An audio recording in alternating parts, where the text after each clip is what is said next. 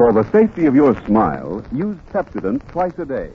See your dentist twice a year. The Pepsodent Show, starring Bob Hope. Your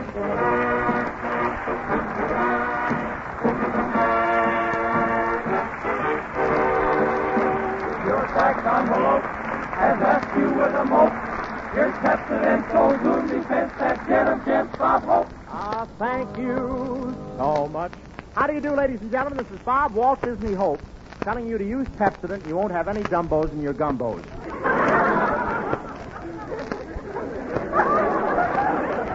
Or, this is Bob Tire Conservation Hope, telling you if you change to Pepsodent, your teeth will always have white sidewalls, you'll get better smilage, and never need a new set of treads in your head.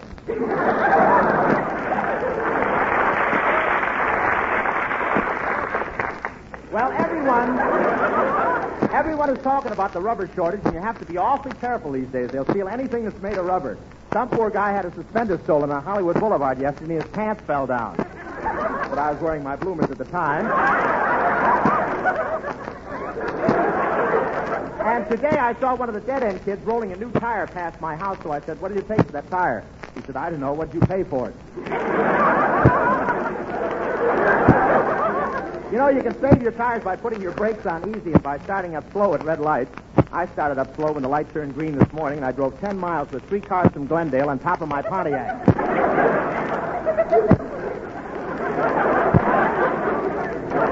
Everyone will have to help. The women will have to sacrifice and keep wearing their old girdles. That's no snap.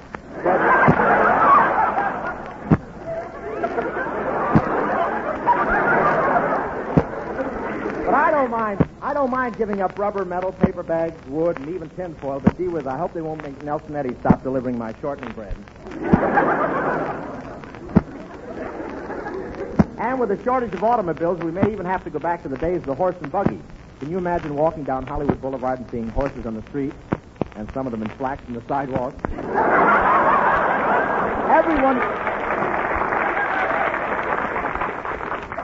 Everyone out here is practicing riding a bicycle in case we have an auto shortage. I took Hedy Lamarr bicycling yesterday over all the big hills around here, and it was a lot of fun, but I kept falling off the handlebars.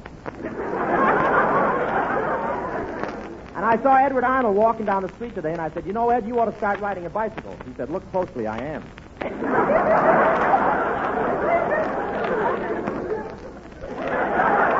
But I'm really an expert bicycle rider, though. I was riding down the road in front of my house, and I turned to some friends and said, "Look, no hands."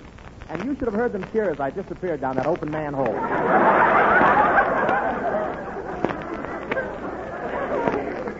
Bing Crosby has a bicycle built for two, and it sure looks cute as they go by, just him in the store clapping along. But I want to tell you, Bing is really doing his bit for the country. Crosby sent all his horses to the cavalry, but they sent a note back saying, "No thanks, they did their bit in the last war."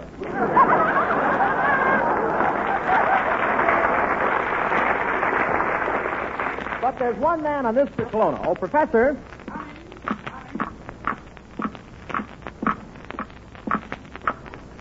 No rubber on my heels.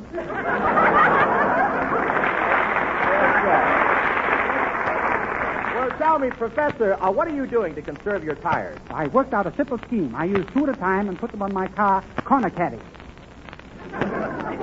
Kelowna, caddy corners. Corner caddy. Caddy corners. Corner caddy. Caddy corners. What's the difference? Somebody swiped them anyway. You know, Kelowna, there are a lot of shortages. For instance, I'm having a problem with my sugar. What's that? Kelowna, my sugar. My sugar. Too bad you didn't speak sooner. I got engaged yesterday. Kelowna, you know, you awakened the beast in me. I know. He left the 7 o'clock call. Kelowna, I can see that you're not patriotic. Don't be silly, Hope. I'm very patriotic. All this week I've been busy collecting defense blondes. No. Look, Professor, you mean you've been busy collecting defense bonds. Blondes. Bonds. Blondes. Bonds. Well, you have your fun, and I'll have mine. But, Kelowna, I'm speaking about our country's defense bonds. Did you buy any? Yes, I certainly did, Hope. And I've got them all hidden away in a very safe place with all my $5 bills. Where, Kelowna? Oh, in a little compartment inside my head. But that's ridiculous, Professor. It's absolutely impossible for anyone to keep $5 bills in his head. Kelowna, what's the matter? Lincoln's beard tickles. Professor, in view of the emergency created by the rubber shortage, have you a message to the women of America who have sacrificed their girdles? Yes. Women of America, chunky little rascals, aren't you?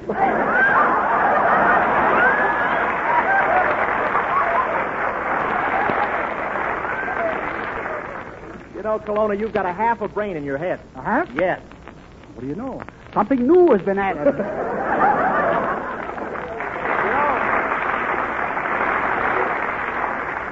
And something new has been added all around this year. I'm working for a new sponsor. New sponsor? That's right, Skin. Man, I just learned how to say composite metaphosphate. Then we change in sponsor.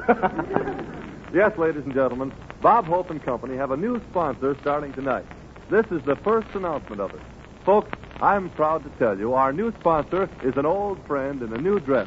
A real smoothie, the new Pepsodent toothpaste. Yes, it's true. The new improved Pepsodent toothpaste is one of the smoothest, one of the best-tasting toothpaste you've ever known. It's snowy white, creamy, with a flavor that tastes like springtime. And it's more active, works faster. That's because it's more irium active. Did you get that? More irium active. And let me tell you what that is all about. The new improved Pepsodent toothpaste contains 180% more irium than before. 180% more. Now, you know what that means. It goes to work faster. That's right. It's foamier. Right again. It makes teeth feel cleaner quicker. Sure it does. And that delightful, fresh flavor cools your mouth, wakes up your taste, makes you feel good all over.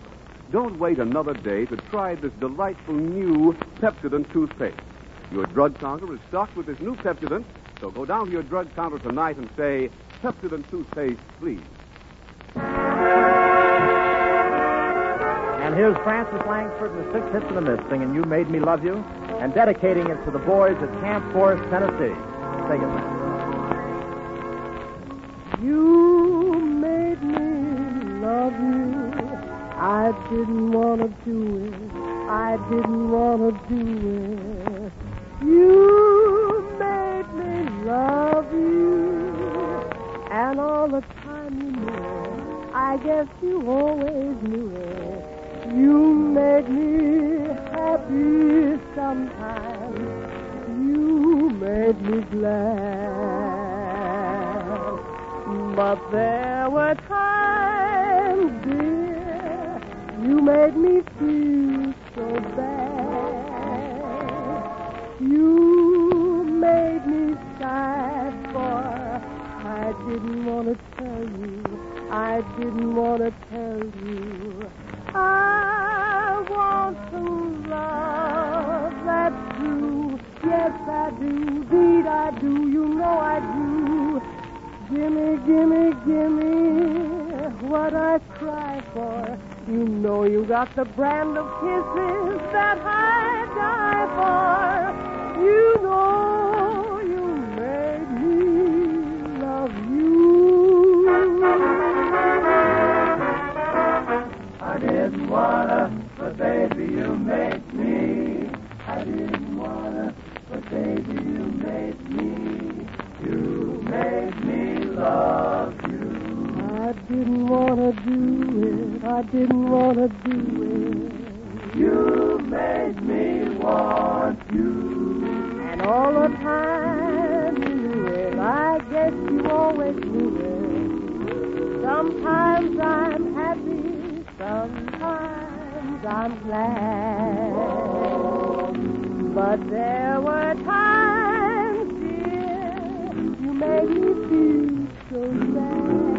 You made me sigh for. I didn't want to tell you. I didn't want to tell you. I want some love that's true. Yes, I do. Indeed, I do. You know I do. Gimme, gimme, gimme what I cry for. You know you got the brand of kisses that I die for. You know you made me love you. You made me love you.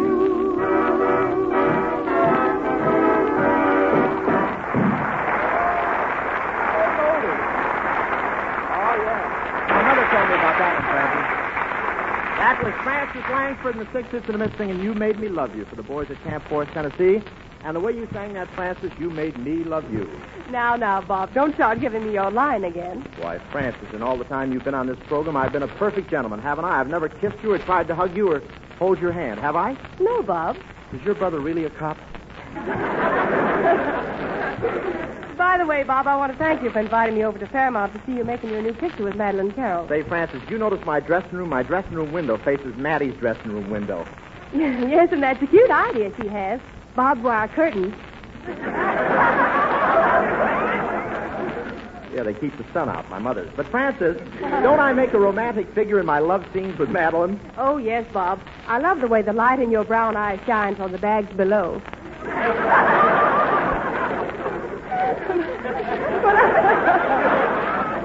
You add things after rehearsal. But I'm only kidding, Bob. Skinny Ennis, Betty Hutton, Ben Gage, and myself all think you're a great actor. And we went around telling that to everybody. Oh, thanks, Francis. That was nice of you. After all, I don't like to blow my own horn. Well, just keep a firm grip on our options, Bob, and you've got a brass section for life.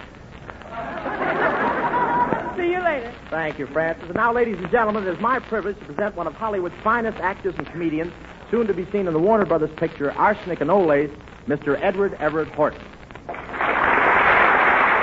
you. Thank you, Bob. Thank you. Thank you very much indeed. There you are, Eddie. Did you like that introduction? Oh, it was nice, wasn't it? What I mean is it sounded so sincere. Do you always sound so sincere, Bob? No, but I'm getting a little practice. I appear before my draft board tomorrow. You appear before the draft board. My word, they must be desperate for men. Why, what's wrong with me, Eddie? Oh, nothing. I just thought they were taking the young fellows first. Oh, I'm ready to go any minute, but I've got dependents. Yes, I suppose you have, but isn't that overdoing it, walking up and down in front of the draft board all day long with baby Snooks in your arms? Yes, and I kept tripping over my skirt. Tell me, Bob, what part of it do they build? What part of it do they build here in this room? Just a minute, Edward. This is NBC. I was tripping over that egg there, too. This is NBC. No one's building anything. I'm just in here to tell jokes. My word, really? You mean there's a place this size left in Los Angeles where they don't make airplanes?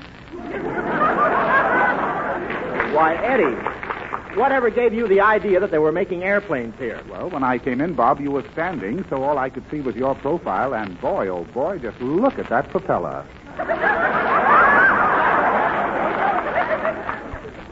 Well, it comes in handy for prying tires off parked cars anyway. Bob, how come your nose tilts so much? Well, the stork that delivered me was up the night before playing a pinball machine.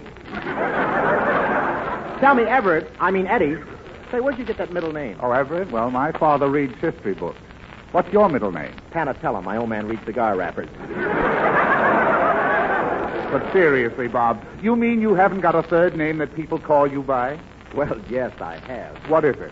Oh, it's hardly worth going off the air for.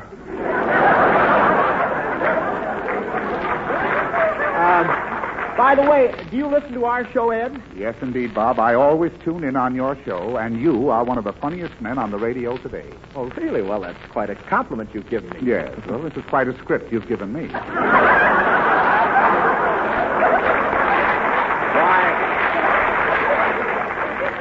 Well, I thought I was doing all right, Eddie. I've been on this program 4 years. Really? Well, I don't see why you spent your time so foolishly. In 4 years, my word, you could have gone through high school.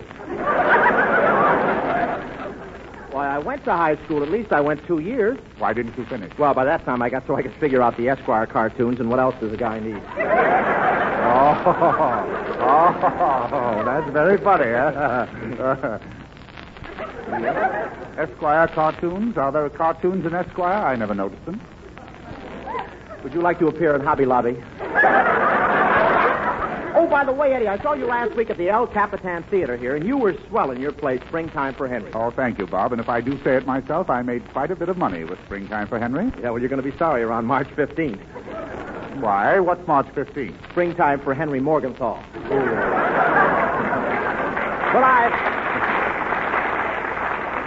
But I saw your play, Ed, and your performance was great. I saw you in Louisiana Purchase. And my performance was... And in Technicolor, too. What are you doing these days, Eddie? Well, I just finished making a new picture for Warner Brothers, Arsenic and Old Lace. It's a horror picture. Oh, how nice. You know, I've appeared in some horror pictures, too. I know, but this one is intentional.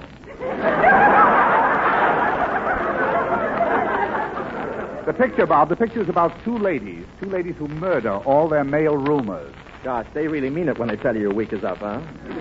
Well, I'd like to see how they murdered those fellas. Could we act out a little picture right here? Well, I guess we could. Have we got anybody we could use for a corpse? Oh, sure, that's Skinny Ennis. See him over there? Oh, really? I thought we could use him for a corpse. Don't you think he's a little too far gone? Bob, really, so that's Skinny Ennis? Yes, Eddie. He must have had a lovely funeral. Well, Eddie, it's been swell having you here. You know, Thank most you. people in Hollywood have been on this show 3 or 4 times, but this is your first visit, isn't it? Yes, Bob. I insisted on money. Well, But really, Bob, I had a purpose in appearing here tonight. I'm going to turn your check over to the government. oh, why, Eddie, that's mighty generous of you. Well, you know, Bob, anything to help out during this rubber shortage. Thank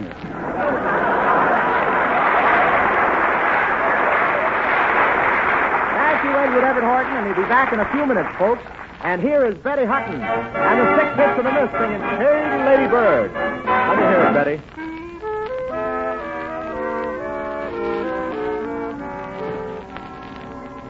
Lady bird, fly away home. Your heart's on fire, you'd better go home. Lady bird, sure as you're born, leave the boy blue, come blow your horn. I'm gonna be a shady lady bird. I got an awful lot to learn. And if you tell me that my heart's on fire, I'm gonna let it burn. I'm gonna be a shocking mockingbird. I'm gonna mingle with the best. I'm gonna try to find my heart's desire. I'm gonna rob the nest. Just like little Miss Muffet eating her way in curd. When I act a bit tough, it frightens away the bird.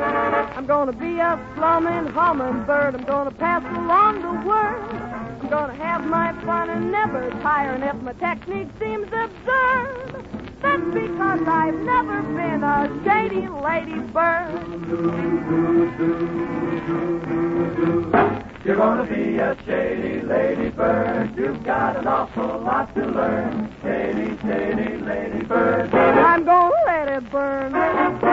Gonna jock the mockingbird. You're gonna mingle with the best. Baby, look out. I'm gonna rob the nest. Not like little Jack Horner eating his pudding pie. I won't sit in a corner saying what a good girl am I. I'm gonna be a wicked chickadee. I'm gonna sit up on the fence. I'm gonna build myself a lovely dream. And if I don't use common sense, that's because I've never been a shady lady. A shady lady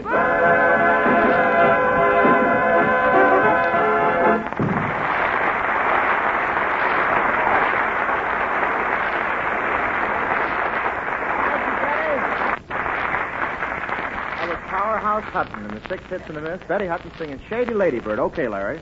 Well, Bob, tonight I want to tell the folks about a new and very important last-minute checkup on their attractiveness. It's called Pepsodent's new 2-second beauty test for teeth. Pepsodent's tongue test. It tells you quickly and conclusively if your teeth are as clean and bright as they ought to be. It tells you in a flash if your smile will register as you want it to. It's very simple. Try it right now, and you'll see what I mean. Right now, run the tip of your tongue over your teeth. Feel that filmy coating? That's what dentists call materia alba.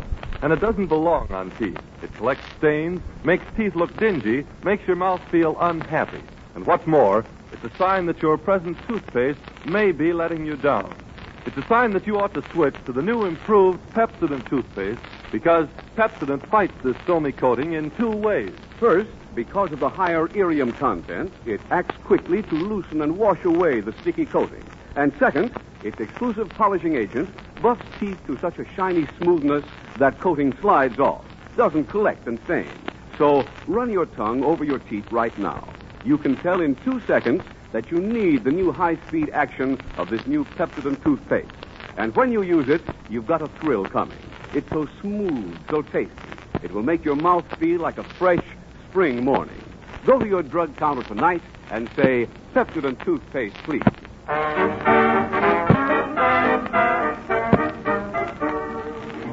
Once again, ladies and gentlemen, we resume reading The Life of Bob Hope, They Got Me Covered. We take it out and in the past weeks, we have shown you how Robert grows up. In growing up, he passes through many periods. First, babyhood. We find him uttering his first words to the baby in the next crib. Hiya, babe. During his infancy, Robert's mother was very proud of him. And here we find her showing baby Robert to a neighbor for the first time. Oh, Mr. Horton, look, I have a surprise for you. This is Robert. Oh, my, how cute. But hasn't he got awfully large ears for a bloodhound? Yes, Robert's mother was very proud of him.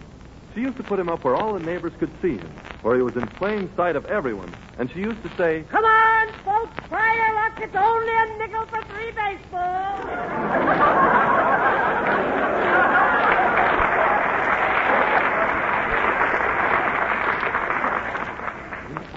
Several baseballs hit Robert on the head, and he decides to become a comedian. He comes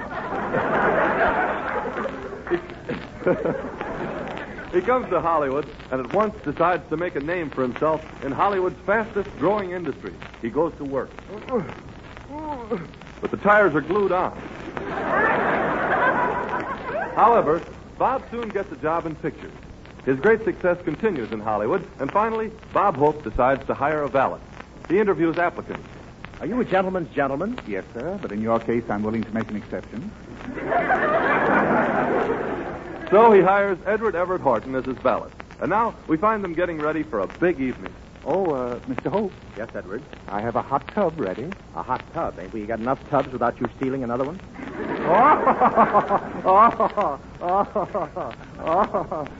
Well, for goodness sake, somebody join me.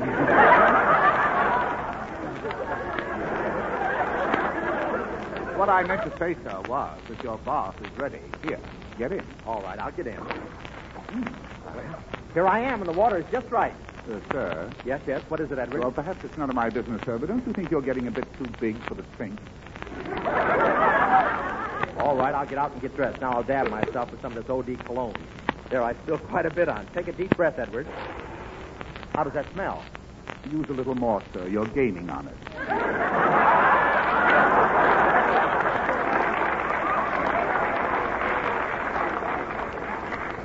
I want to be well dressed tonight, Edward. Remember, this is an important affair, so put out my best clothes. I want to walk in there feeling solid.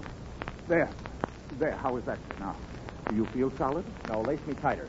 I can't lace you tighter, sir. You've got more bustle than I've got muscle.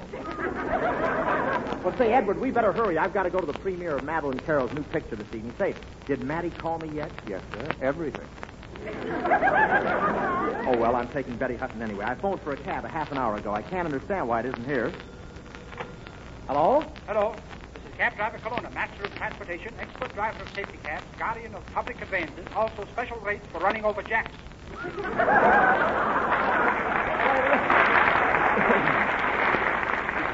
Listen, Professor, you were supposed to be here long ago in your taxi. Where are you? Well, Hope, I'm on a very winding street. I think I went a couple of blocks out of my way. Just a minute. There's a street sign here. Well, what does it say?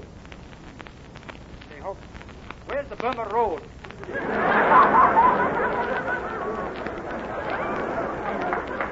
Colonna, stop fooling. You can't be on the Burma Road.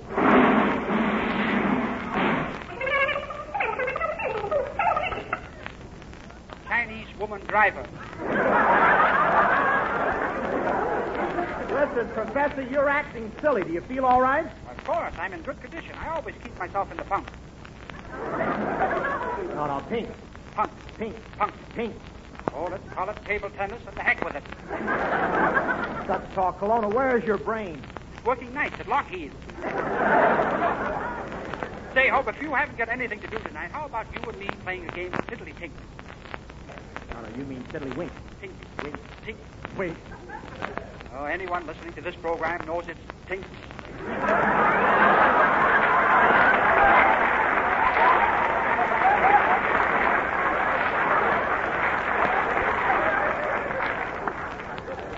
No applause in there, please. mind him, Edward. He'll be here soon. I better hurry and get dressed. Open the closet and get my dinner jacket out. Yes, sir. Why, there are a lot of moths in there. And really, sir, moths that are really up to date. They're up to date. Are they eating my tuxedo? No, sir, they're flying over it and bombing it with mothballs. Well, come on, Edward. Let's go outside and get a cab. Yes, sir.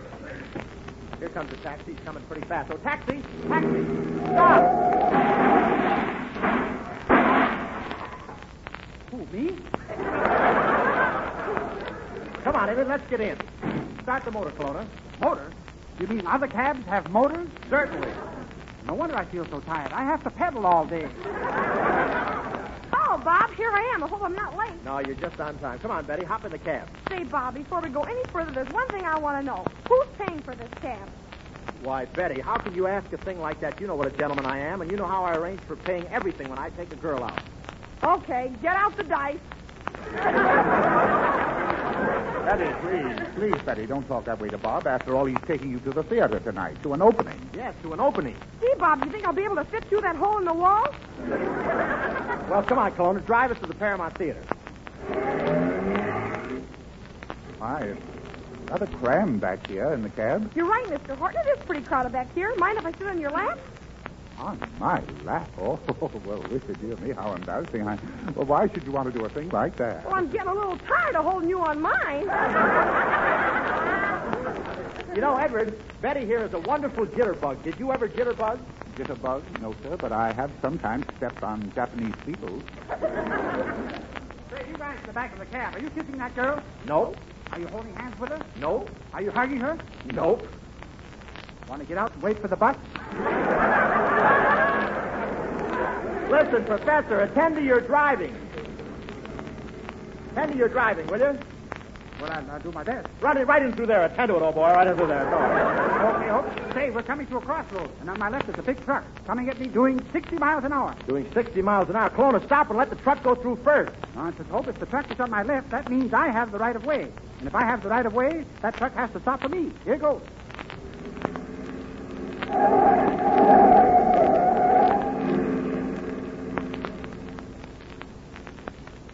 Think anybody believes this?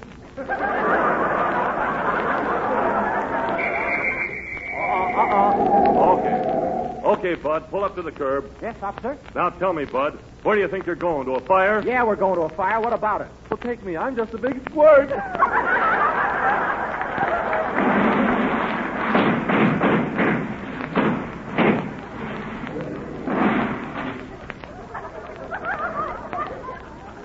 What do you know? We're out of gas.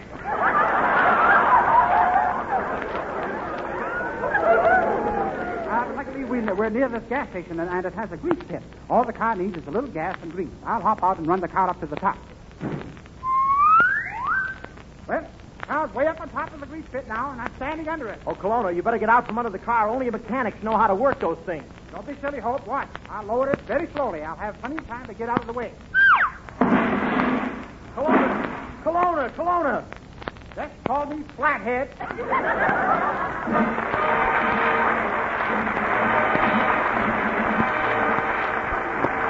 All thanks for the memories, each tuner and her friend.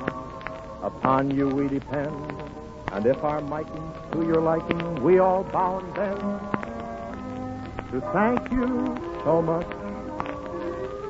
And thanks for the memories of Edward Horton's twist, as fun production is.